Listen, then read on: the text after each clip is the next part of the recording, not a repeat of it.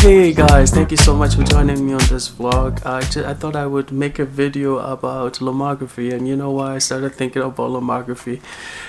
This camera here got me thinking about lomography. Today I scanned some images from this camera and I discovered just some amazing qualities about it, and this camera here is the Praktica PLC3 camera. It is an East German camera from back in the day when East Germany existed.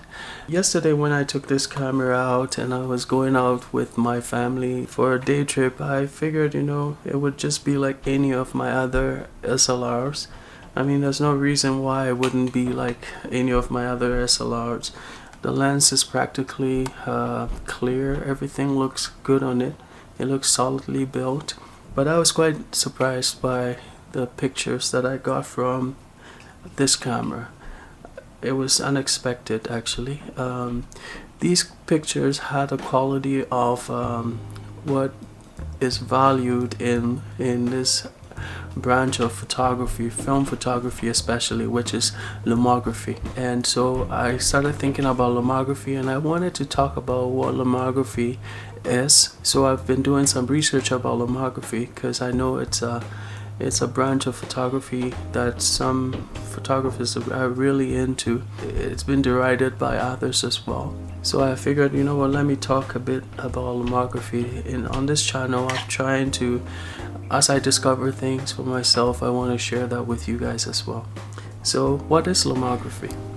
So the lomography movement was started, according to my research, it was started by a group of Viennese students in 1992 when they discovered this camera called the LCA camera, which was made by Lomo PLC in St. Petersburg, I think, in Russia. Now what they really discovered about that camera, images from that camera, was the very colorful images it produced. So while some may see those images as not to be desired, those students actually took that as core of their movement. It's similar to the concept of abstract painting versus realism or even cubism. Different art has gone through different movements as well, where abstractness of the image is actually based on the interpretation of whoever is looking at the image. What are some of the qualities of an image that would qualify as part of that movement? It would be the bright colors,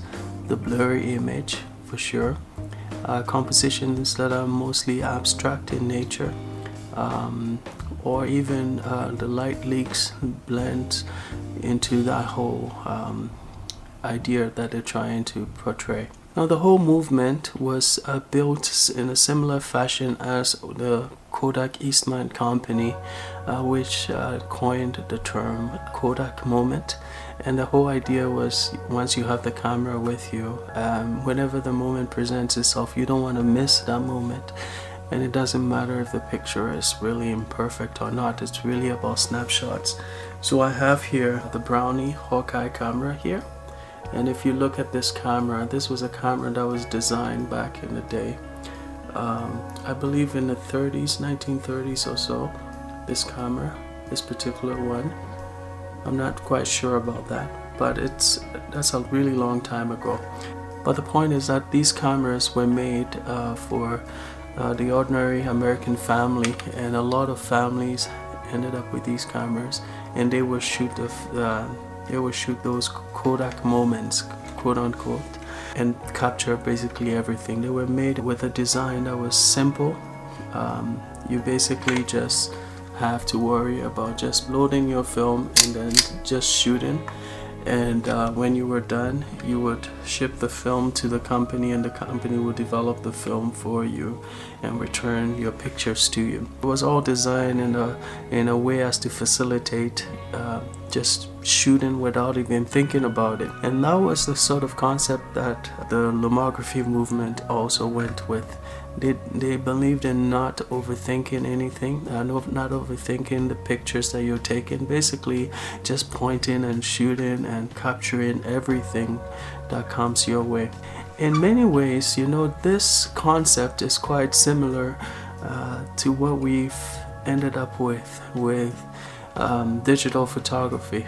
which is you have your phone in your pocket, you have your digital cameras, and the capacities of these cameras are practically endless, because you could literally shoot thousands of images and just transfer it to your computer, and mass storage is so impressive these days, and technology has advanced to the point where mass storage devices are ubiquitous. It seems to almost be in conflict with what I am used to with film, or the traditional sense of film photography, which is you're taking your time and you're trying to capture an image, and you're trying to come up with an image that was as perfect as it could be. What you would notice when you see these images would be the qualities that the lomography movement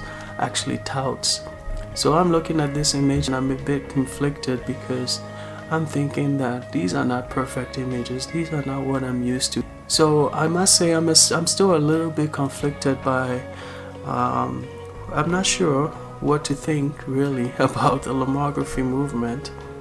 So let me know in the comment section what you think about this, because I'm growing as a photographer, I'm developing as a photographer, and I'm trying to understand or even find my own niche. I'm trying to find my own niche as to what I really want to do, or what I really want to focus on as a photographer. So and also to develop my own style. So I need to really come to terms with some of these concepts, and so I thought I would share this with you, just a little story here. I want to know what you guys think.